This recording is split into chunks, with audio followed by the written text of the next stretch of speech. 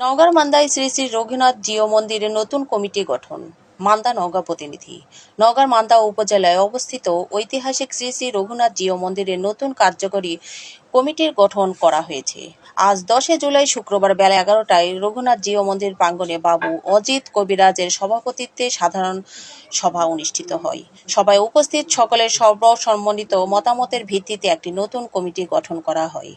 নবধারা এই ঐতিহ্যের সমন্বয়ে গঠিত এই নতুন কমিটির সভাপতি নির্বাচিত হয়েছেন জীবন কুমার কুণ্ডু এবং সাধারণ সম্পাদক নির্বাচিত হয়েছেন বাবু সত্যেন্দ্রনাথ প্রামাণিক। কমিটি গঠন প্রক্রিয়া শেষে সাংবাদিকদের মুখোমুখি হন নবগঠিত কমিটির নেতৃবৃন্দ।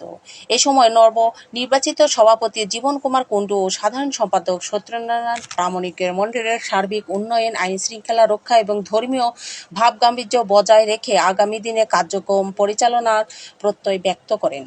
তারা মন্দিরের ঐতিহ্য রক্ষার স্থানীয় প্রশাসন সহ সকলের সহযোগিতা কামনা করেন। উক্ত সভায় এলাকায় সনাতন ধর্মাবলম্বী নেতৃবৃন্দ, মন্দিরের সেবায়িত এবং স্থানীয় গণ্যমান্য ব্যক্তিবর্গ উপস্থিত ছিলেন।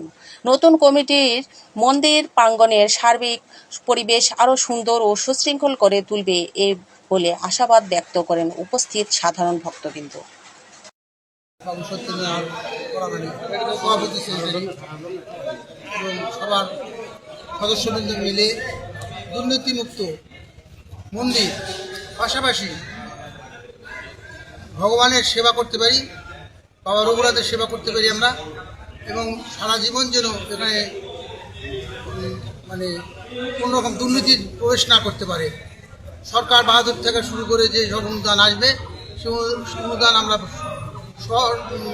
সঠিকভাবে মন্দিরের পাশেই দায়ী করব এবং আগামীতে সরকার বাহাদুর সহ অত্র এলাকার বিভিন্ন সম্প্রদায়ের মন্দির, এটা তারা আমাদের হিন্দু মুসলিম নাই, তারা অনুদান দেয় এই মন্দিরকে, অতএব তাদেরও রাইটস আছে তাদের আমাদের দুর্নীতি ধরার।